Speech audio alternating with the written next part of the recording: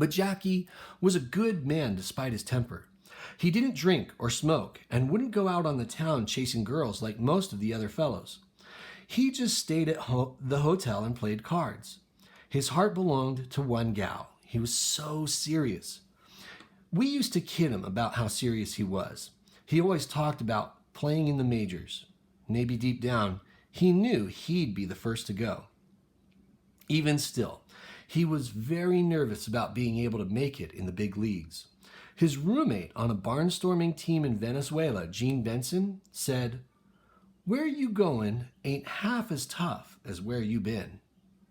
He told Jackie about how we had played major leaguers for years and beat them just the same as we had beaten our own teams, even though our playing conditions were so much tougher. Hearing that really helped Jackie. Before Jackie signed with the major league team, the Brooklyn Dodgers, the team owner, Branch Rickey, wanted to meet Jackie face to face. During the meeting, Mr. Rickey acted as if he was angry, yelling and calling Jackie every racial epithet in the book, just to test Jackie's famous temper. Jackie kept his cool and just sat there. He was probably wondering why this old white man called him all these things when they were just supposed to be having a meeting. Mr. Rickey explained that he was only testing him and that this was the sort of thing he would have to face every day on the road, and that he would have to hold his temper and not talk back, no matter what, for a period of 3 years. He asked Jackie if that was something that he could do. Most guys would have said, "Oh yes, Mr. Rickey, I can do that." But Jackie thought for a moment. Then he looked Mr. Rickey in the eye and said, "If you are willing to take this risk and allow me to join your ball club, I can assure you that there will be no incident." This really impressed Mr. Rickey, and it only shows just how smart and eloquent Jackie was. Jackie signed with the Brooklyn Dodgers in 1945. He played his first year with Montreal, the Dodgers farm team, and led the team to the Minor League World Series. In the spring of 1947, Jackie was called up to the Dodgers and did well there too. He hit a .297 and led his team with 29 stolen bases and 125 runs scored. He also had 12 home runs. The Dodgers won the pennant in 1947, and the Sporting News named Jackie Rookie of the Year. But the most amazing thing of all was that he did it under all that pressure.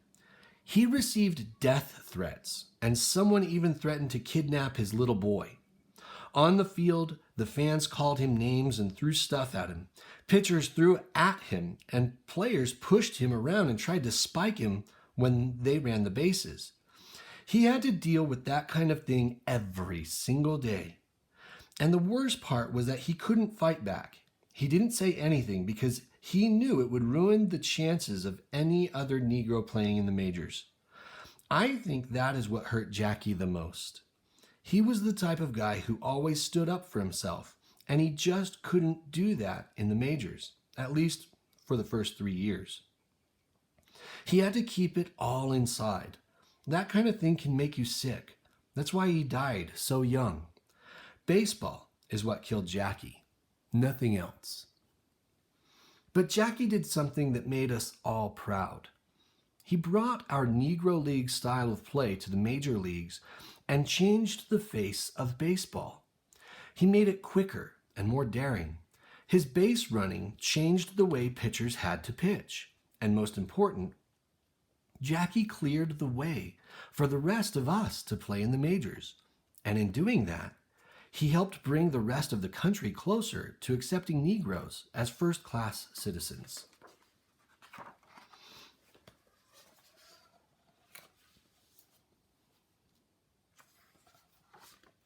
So once more, there's Jackie Robinson, the man who integrated baseball and paved the way for the rest of the African American players to join the major leagues. So now, my question for you guys is this. And I want you to actually explore this on your own in an assignment that I'm going to post on the Google Classroom. My question is this. If the main idea of We Are the Ship is that African American baseball players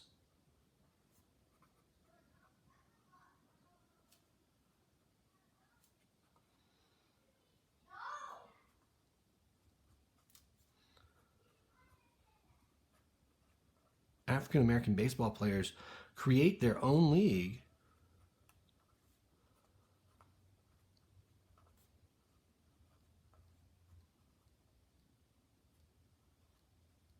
so that they can play baseball.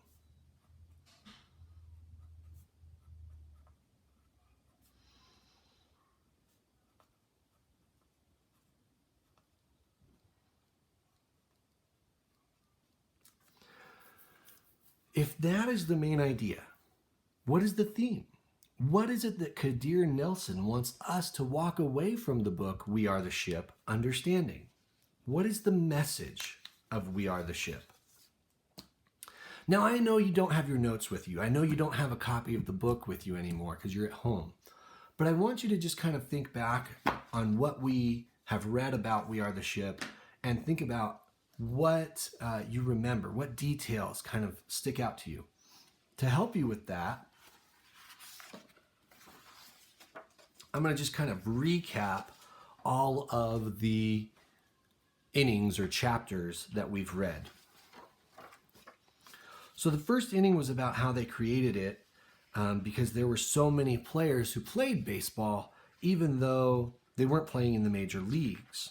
And Rube Foster organized the first league and taught them to play with precision and dignity. This is what they looked like while they were traveling.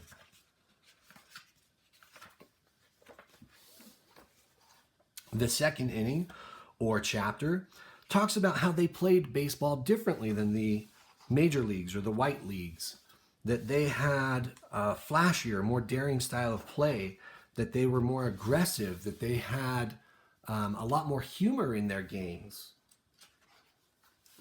The third inning was about how they lived their lives while they were playing, about how they had to barnstorm from town to town, how they traveled constantly during the baseball season, and how as they traveled, they experienced a lot of the racism that the United States had towards all people of color at that time.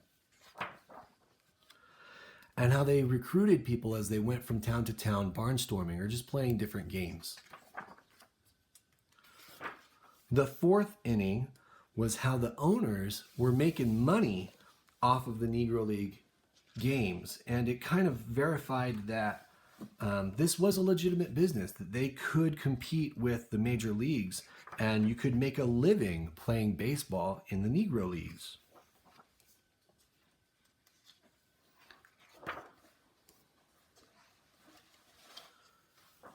The fifth inning was about all the all-stars. Like, here we've got Josh Gibson, here we've got Bullet Rogan. And I was looking at that picture just before I got to the fifth inning, and I thought, boy, if I saw him sitting in the dugout just eyeing me, I know that would definitely make me nervous playing baseball. They had all sorts of great all-stars. It wasn't just Satchel Paige. It wasn't just Josh Gibson and Cool Papa Bell. But it was people like Buck Leonard and Biz Mackey right here. And here's Satchel with his long, skinny arms. Turkey Stearns.